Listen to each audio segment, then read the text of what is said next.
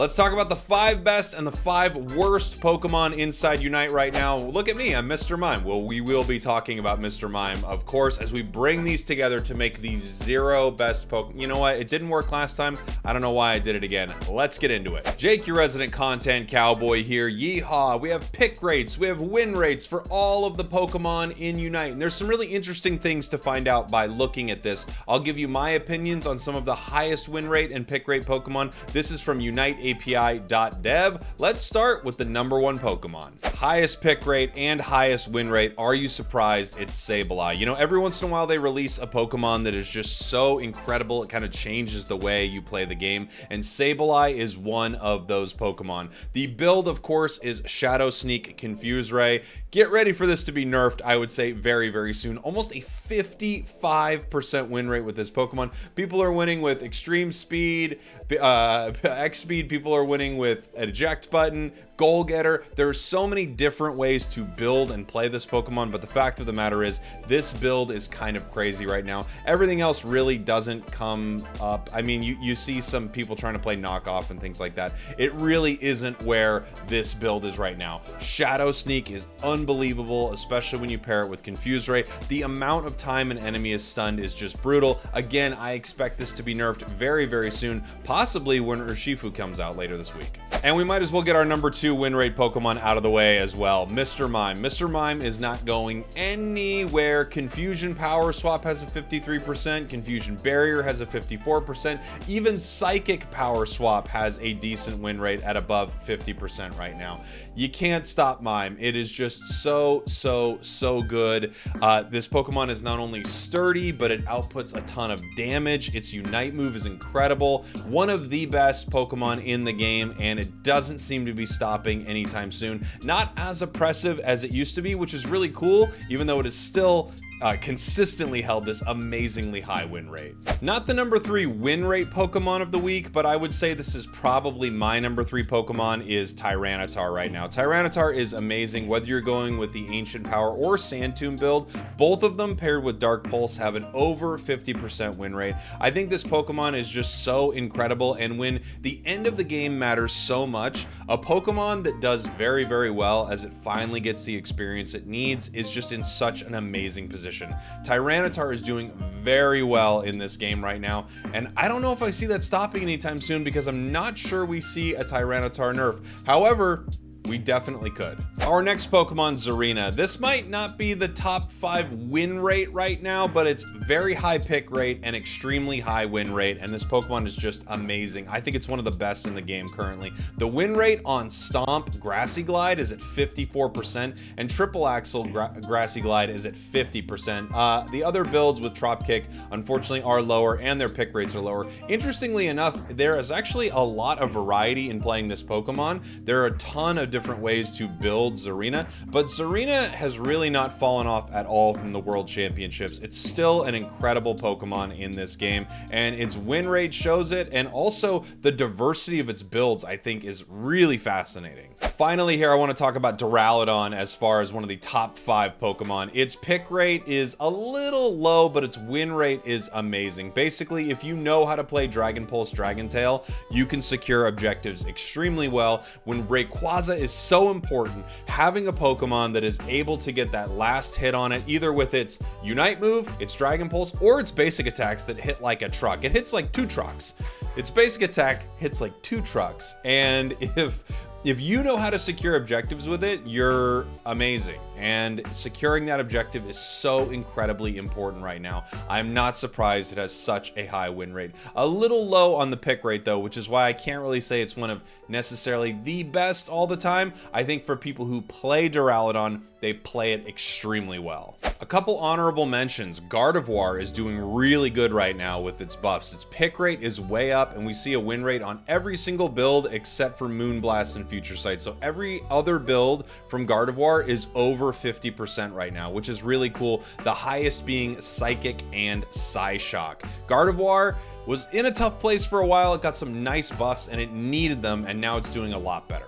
Taking a look here before we get to some of the worst Pokemon of the week, I want to point out Charizard right here is actually doing really well. Charizard always does well. Good pick rate and a plus 50% win rate, as well as Azumarill. Really high pick rate, and it is also plus 50%. These Pokemon are doing very well. A couple interesting ones. Zoroark with a very high pick rate, still not able to crack the 50% right there. It's at 49.35. So I think Zoroark's big thing is it's kind of broken early, but not as broken late, and late game is so very, very important. Another one to take a look at here, Sylveon, high pick rate, teetering right at about 50%. So Sylveon is doing much, much better. And then of course, everyone's excited about this. Garchomp is positive win rate for the first time in a long time, last week and this week. Both the ground build and the dragon build are doing very well. And then of course we have some other notable ones up here. Eldegoss doing extremely good right now. Greedent doing well, but it's a very, very low pick rate, and I think there are just a few Greedent players who are kind of cracked, and that's what's going on there. But Eldegoss also doing well. Let's talk about some of the worst Pokemon. This is a surprising one, but Absol has one of the lowest win rates inside the game right now. Every single build is sub 50%, and for whatever reason, this Pokemon is just not finding its footing currently. I really like Absol, and I'm wondering if this is just a pick rate issue on this Pokemon, or if there are just things inside the meta that are countering it pretty hard. To be fair, when you have Pokemon like Mr. Mime and Tyranitar and things like that you can't really one-shot with a Pokemon like Absol, they have a hard time brawling them. And I have noticed that I've not felt very afraid when I do see an Absol on the enemy team. Absol's in a little bit of a tough spot right now, but I also think its pick rate is pretty low, so we could see this Pokemon rise pretty soon.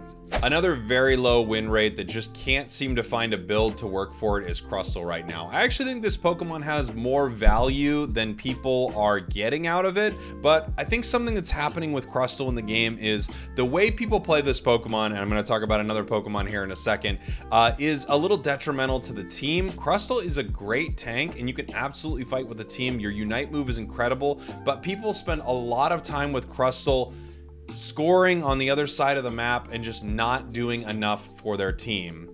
Now let's talk about the next Pokemon that does that. Talonflame. Talonflame is great. Now, some of its builds win rates are abysmal. I do think that Brave Bird is not really doing it right now, but Fly Flame Charge Talonflame should have a much higher win rate. I just think people do not know how to play this Pokemon. It actually fights extremely well, and then after that, it's very, very mobile. Unfortunately, this is one of the most misused Pokemon in the game currently, and its win rate reflects that. Clefable is interesting. It just got some buffs, and the pick rate is extremely low. So I think what we're seeing with this Pokemon is people don't actually know what the build is right now, but if you look at the win rates, it's this build right here, for sure. Moonlight Follow Me. Moonlight Follow Me, I think, is the way to play this Pokemon right now. You heal your team a ton, you have this shield, you can use Follow Me to actually, you know, get Sableye sort of thrown off of its game. You can use it to stop Pokemon from retreating. It's really good, and it gives you a massive shield. I think once people start picking this Pokemon up again, we're going to see a higher win rate,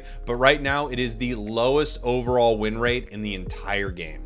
Hoopa has the lowest pick rate in the entire game and one of the lowest win rates. I think a lot of this is just due to the fact that no one is playing this Pokemon, but let's face it, Hoopa is not doing well inside of this meta currently. Hopefully people can start getting better with it pretty soon, but if I'm being honest, I don't really miss Hoopa, so I'm okay with the fact that this Pokemon is not seeing a ton of play right now. It just isn't crushing it on this new map. They might have to do something overall to buff Hoopa to bring it back to prominence, but we saw a lot of Hoopa on the last map, and I'm kind of okay with this being one of the worst Pokemon right now. As far as win rates concerned, you can see that Trevenant is below this, and you can see Ninetales pretty low, Espeon pretty low. I think we do need to talk about Zeraora. Every single build sub 50%, and I think Zeraora's big problem is its leveling. I talk about this a lot, but it's one of the only Pokemon, it's stuck in this, you get a move at 6, you get a move at level 8, your moves upgrade at level 12 and 14. It's just so experience hungry, and it feels unnecessary for it to be that way. if they lowered all of Zeraora's moves by 1 level, if you got your first move at 5, your next at 7, you got your Unite move at 8, I think this Pokemon would be unbelievable. I think you'd see its win rate skyrocket, and maybe that's why they're not doing that right now, is they're not sure exactly how they want to balance Zeraora. But currently, it's one of the toughest Pokemon in the game to win with. Even though it's a carry, its win rate's extremely low. A couple of Pokemon to talk about, a couple honorable mentions would be Decidueye and Buzzwole. You know what? Pika's right there, Espeon's right there. These are all interesting Pokemon. So Buzzwole is the odd man out here because it's kind of mobile, it's kind of tanky, it kind of fights. It's just very different from the rest of the ones I'm about to talk about, but it doesn't seem to be able to put it together near the end of the game.